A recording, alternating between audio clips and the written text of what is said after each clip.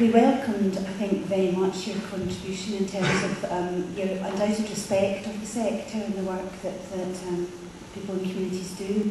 But it's not, you'd have to admit, equally shared by public agencies. They are not all embracing their own contribution of the sector. And we're seeing, I think, across Scotland, in many ways, a different kind of entrenching brought about by public sector reform and brought about by the current economic climate. So I think we're all, probably most of us in this room, I suspect, are very fearful about the very near future for the sector, potentially awaiting cuts or already seeing cuts in funding to voluntary organisations and a transfer of resources away from the public, from the third sector into arm's length organisations, etc. So, my question really, Mr. Swinney, is how can your undoubted enthusiasm and belief in the transformational role of the third sector be transmitted across to other public agencies and down through the public sector? I mean, how actively is it being championed, for example?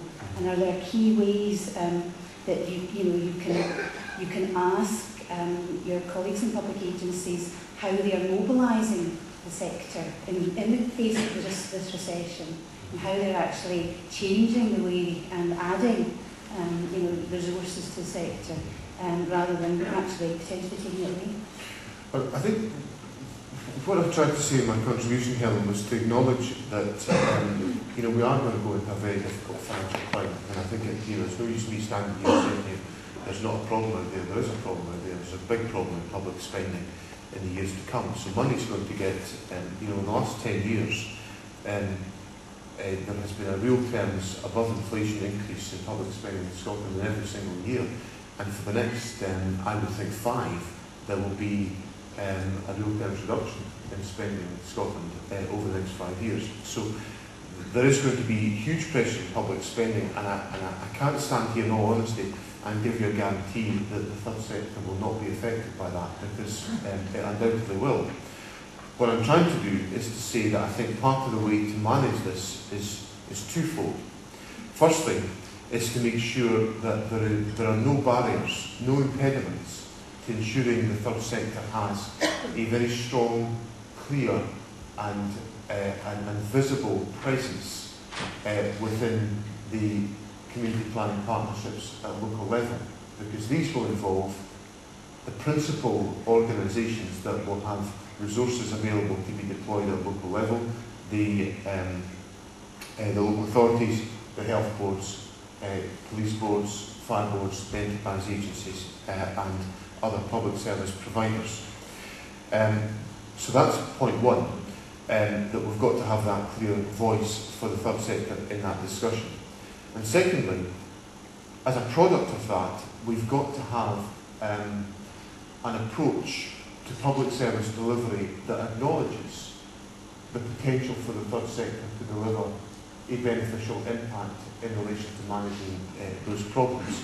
So, for example, to go back to some of what I said to Gary in my answer there, if, as one of our major priorities right across the country, is to maximise economic activity for individuals, the last thing we want is an absence of solutions that gets people back into the labour market by dealing with perhaps their drug or alcohol addiction or their mental health problem, whatever it happens to be. And the third sector will have a crucial role to play in many of those aspects, for example, and there will be many others.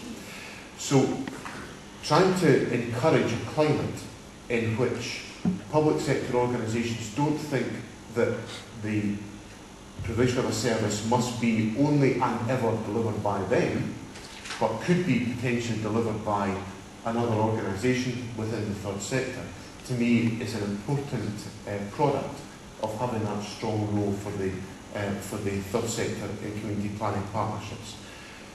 So I think now, in how we make that happen, we have now got, as a product of the work of first of all, of the Concordat and the local government, but then also the third sector task group.